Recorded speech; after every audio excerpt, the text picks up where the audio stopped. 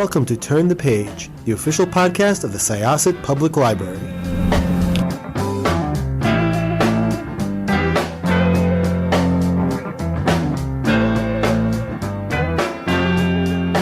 Welcome to Syosset Library's Turn the Page podcast. This is Jessica. I'm your host today. And I am here with Rebecca Sugar, who has quite a list of accomplishments. But is this your first fiction book, Rebecca? It is, yeah. And it's called Everything's a Little Broken? It is.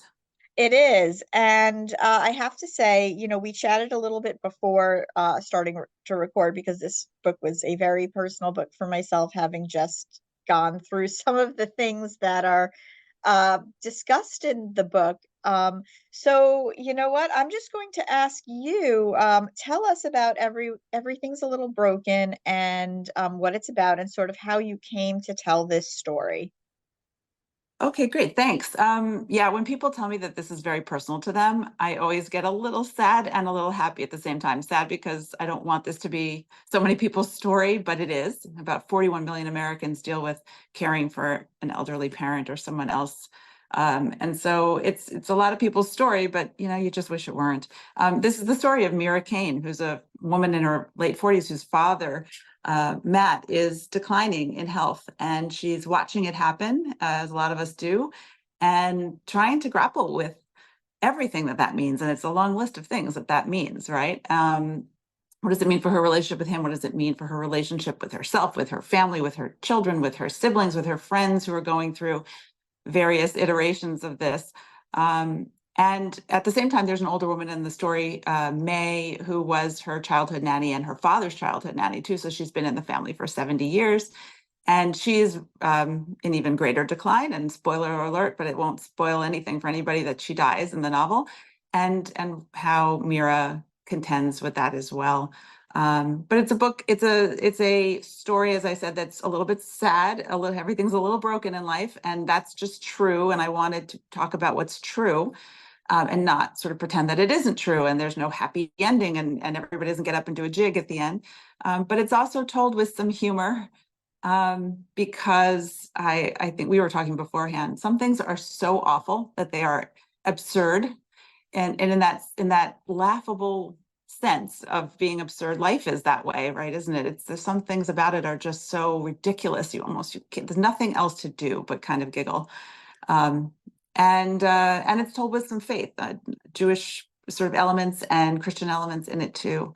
And I hope it's a story that people can relate to. It's one slice of this huge issue. It's one story about one person who has physical conditions. I have friends with parents who have Alzheimer's and all sorts of other permutations of this. And I touch on them a little bit, but you couldn't possibly tell all those stories. But it's a way of connecting to the struggle, I guess. I have to say, and there's one thing that I kind of wrote down in my notes here, and I just want to say it, nothing is more humbling than having to care for a parent. Yeah.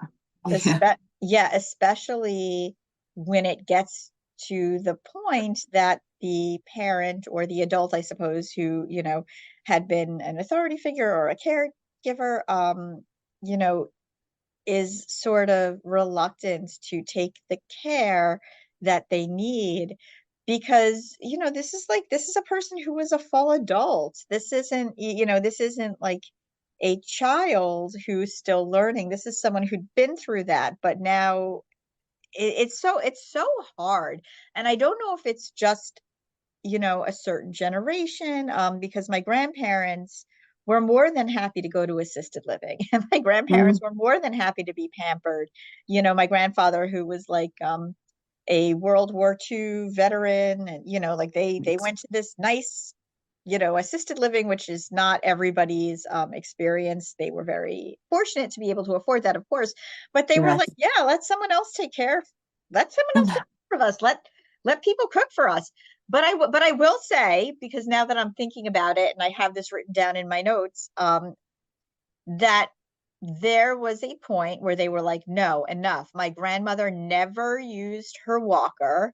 And when my parents were in decline, and my parents were baby boomers, they also, like especially my mother, whose cancer spread into her hip, did not Mm. want to use a cane. And my father, who could not walk, would not use a walker. And to them, it's humiliating. And then, like, as the caregiver, you're just like, but you're Yes. gonna, this is a recipe for disaster. So I mean, I think like there Yes. was, yeah, like, some of the things in the book, it really hit on that. And one of the other things that I'd sort of written down is like, maybe it's my proximity to it, but especially like in the beginning, or when you're describing like the hospitals, and it's like I could smell it. I Mhm. felt like I was there.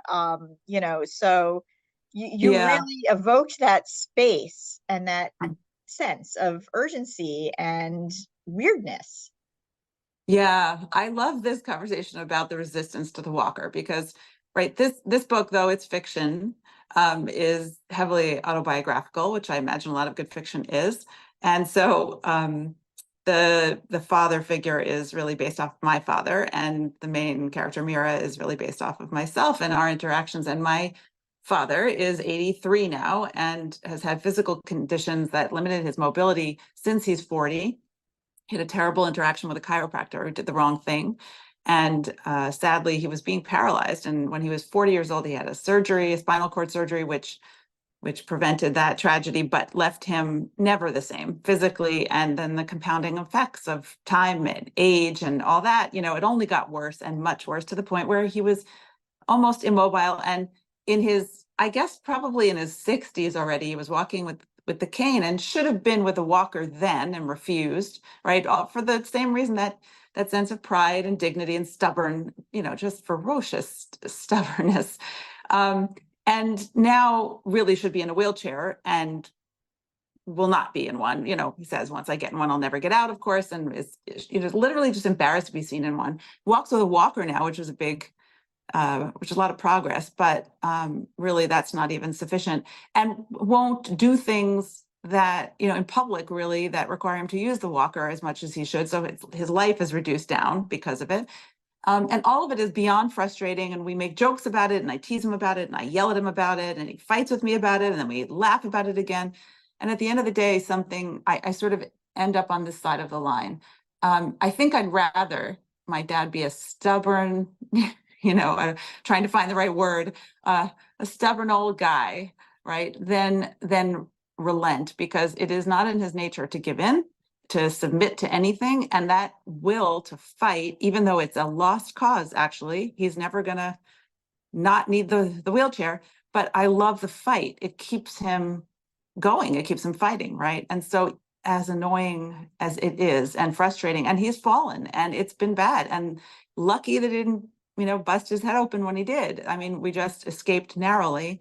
um, Still, I kind of encourage that stubborn will because it's a sign of life. And the worst moments are when you see your parent or whoever the person is just give up, even if it's for a moment, when they just say, enough already, it's just not worth it, or I don't want to, or it's too much.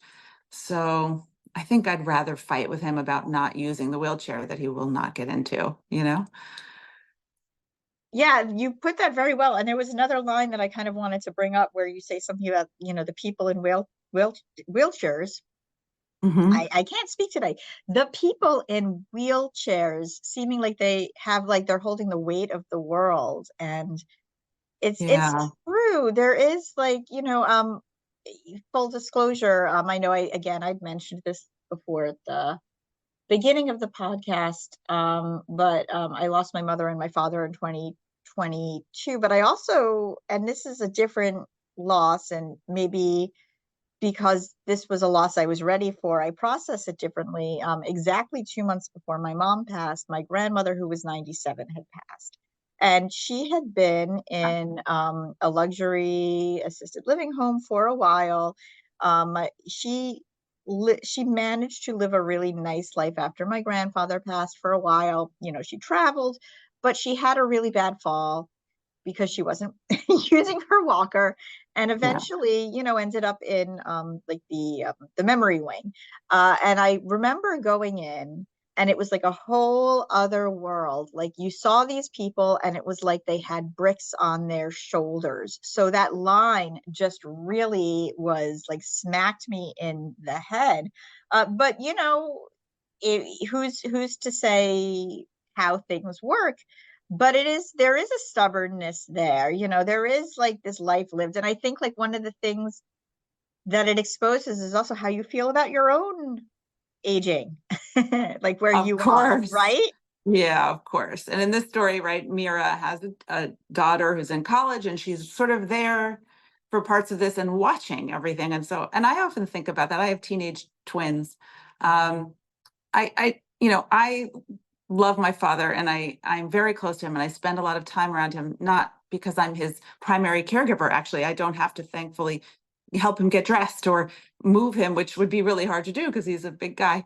But I'm his emotional caregiver. We have a bond. And so especially when you're in those terrible moments in life, it's the people who are closest to you before that who really have to be the ones to be there. And so I spend time with him and, am with him out of love. But there's this little piece of my brain that also thinks, my kids are watching. How do you treat your parents as they decline?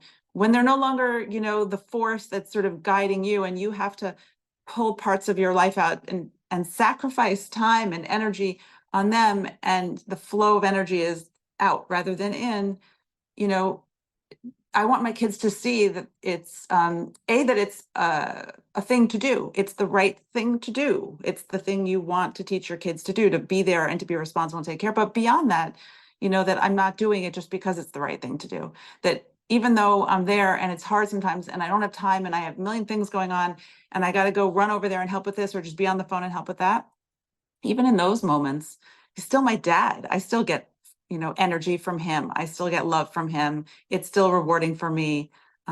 So yeah, you recognize that you're headed in that direction too, and you want to model for the next generation the best ways to be in those moments, or the best that you know how to be. And so I think that matters a lot too. I think my kids, they spend a lot of time with my father and my mother, I should say, although this story focuses more on my father. That's the only reason I'm talking about him so much. Um, uh, because I want them to also have that experience of it. I want them to know them, obviously, but I want them to kind of look and see what is it to have a family and to take care of them into their old age in good times and bad times. What are the responsibilities and what are the rewards, right? Absolutely. And I think that the introduction of May was a really interesting piece to this because she's family, but she's not blood. But Yeah. she is family. So how did she sort of come into the picture? May. May was Ella May in real life. That was also a real character. Those three characters were the real ones. She was in my family for 70 years. She helped to raise my father and me and my siblings. And I loved her in real life. And so I'm actually not a huge fiction reader myself. I lean more towards nonfiction. But here's what I discovered about fiction that's amazing is that you get to make things up and you get to correct real life in a sense. So I brought May back. I miss her. She died 20 something years ago and I was very connected to her. So here she is again. I got to chat with her and bring her back. What I love so many things about May, exactly what you just said, which I love that you said, right? She's family, but not family, not blood. She really was family. I mean, no question about it. But she had her own family. And part of Mira's discovery in this story is that we all, I think, see the people in our lives through our childlike eyes, the way we saw them and through our own lens and our own experience of them. But they have a whole other life, including your own parents, right? That you find that out as they age and you age. And when it comes to May, Mira discovers over time that she understood her as the woman that lived in her home and loved her and took care of her, but she had an actual family, broken as that was, it was hers. And so that was a piece of it. But I think the bigger piece is like May is the family memory.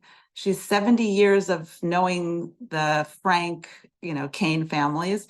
And importantly, she knew Mira's father before the illnesses, before the broken body. And she remembers Matt Frank as a child running around chasing his dog. Like in real life and in the story, but in real life, I've never seen my father run. Not that I can remember. I've never seen him play a game of tennis. I've never seen him lift anything heavy. Um, Ella, or May in the book, did. She had a whole other view of him, which Mira has never tapped into until this late phase of both of their lives. And it's really been restorative for her and helpful for her to think about her father, not just as the patient sitting in the bed in front of her, right? But as the man that maybe she never even knew, but was always embedded inside of him. And maybe that's the same, that guy who was chasing the dog or lifting the heavy stuff in his 20s that Mira didn't know, is the guy unwilling to get into his wheelchair now, right? You just hit the nail on the head, 100%. I can say that from, watching with my own father and mother to a different degree, because she sort of, my mother was always very on top of us. And then when she got sick, and this really should have been the first clue as to how sick she was, she really retreated from us, which was not like her. Right. And then you kind of wonder, like, hey, maybe I just missed the signs. Maybe I should have been more prepared.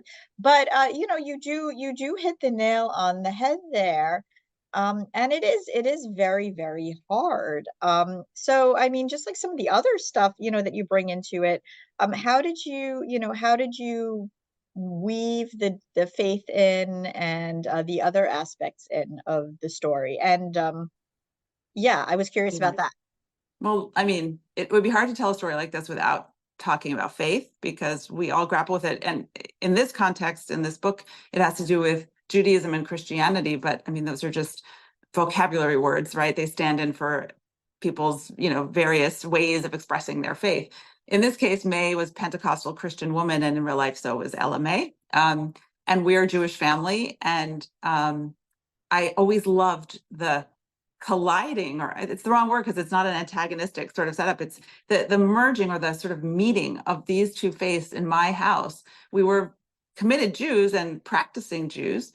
And Ella was a very committed Pentecostal Christian woman. Her faith, though, was like different, right? Our faith was really deeply steeped in education and literacy, and hers was not, not by any fault of her own, but it was so abiding, so strong, and so deep. And so there's a scene in the book where Mira is young and she's sick, and her father and May are standing by her bedside, and May is sort of doing the Pentecostal thing where they speak in tongues and incantations over the sick body, and she's drawing the sickness out of me, and my father is standing on the other side with his Jewish sort of mind, sort of saying whatever he's saying in Hebrew. And like, I love that whole alchemy of faith, of ideas. It really contributed to how I see my own faith. In the book, Mira is really struggling with faith. She has a lapsed sort of sense of her own Jewish faith, and the easiest thing and the most fulfilling thing to do in the moment is to sort of glom onto May's, because it's so readily available and it's so beautiful. And they have these wonderful moments where they sort of open the Bible randomly and try to pick a verse and just speak it out loud, and the power of words, the power of language, right? All of that. And, she, of course, comes to this moment where she realizes and recognizes that you can't use somebody else's faith to get through hard moments. You have to resurrect your own. And maybe it's returning to the things you were raised with, or maybe it's adapting them based on new understanding of it, but it has to be yours. So I try to kind of play with both, with, I hope, a lot of respect for both. And then one of my favorite scenes in the book is there's a scene at the end where Mira visits a Pentecostal church. It's a real church in New York called the Greater Refuge Temple. It's up in Harlem. And sometimes I go there just to listen to the gospel music, which is absolutely world class, and I recommend it.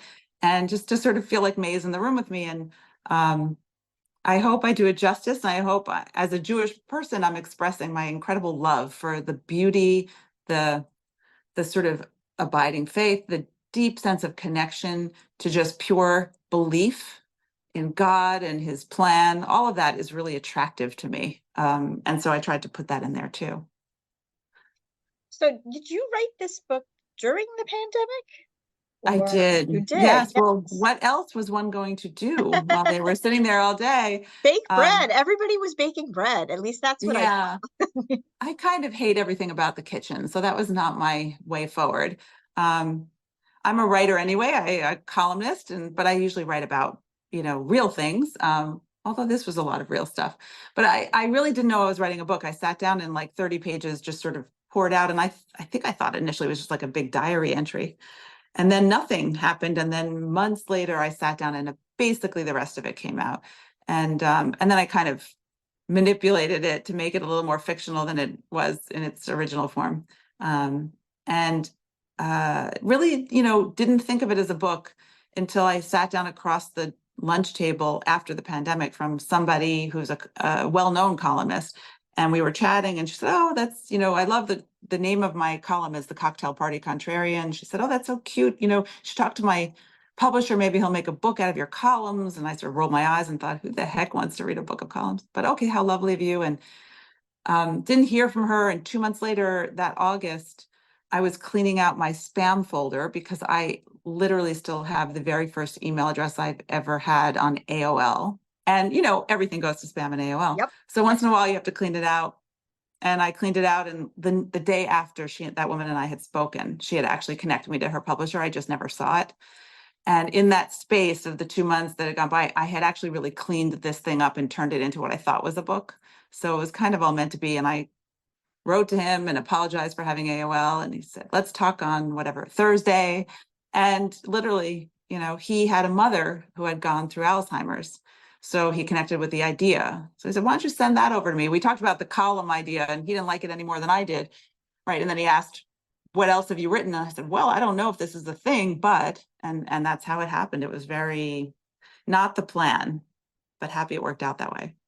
It's so funny you talk about AOL because I spent so much time with my dad towards like before he ended up in the hospital resetting his AOL password. I mean, Ah, when I was that first generation, or really the generation who got like AOL in little floppy disks or CDs, and you'd have yes. to like you got free hours, and then you would pay by the hour, but then you'd try to get more free. It was like the craziest thing that Yeah. I don't think people would understand now who grew up with, I was my going to kids say we my need like kids a wouldn't, dictionary. Yeah, but floppy disk is not yeah. in the lexicon anymore. Yeah. Yeah. No, it isn't. So yeah, I mean, for sure. And I've kind of left my first. I still have my first AOL email address, but I don't use it. But I do have like some like I'll forward things to the current email address I have. But every now and then I see it, and I'm like, I really should just shut that down. I don't use it anymore. But I don't know if it's like a connection because I remember my dad setting it up. But yeah, I mean, there was a lot of time spent after actually no, because my mom had no ability to ever even check her email. Ah, Where I would just like have to get my father back into his AOL account and, go through all of his passwords and say, okay, you accidentally reset it, so we can't use this anymore. And, but I mean, it's all part of the process. yeah. I It think we should really, be really is. kinder to AOL, right? AOL Yeah. like basically helped me get my book published, and it helps you to reconnect with your dad. So I think we should just give it its props, don't you think? Yes. Thank you so much, AOL. Thank you, AOL. Is this a eulogy for AOL? It could be. I'm not gonna shut mine down. I still have a file of facts, so you should know who you're talking to. Like, I don't like to let things go that maybe help me stay anchored in some part of the past. Although I do also have a Gmail account.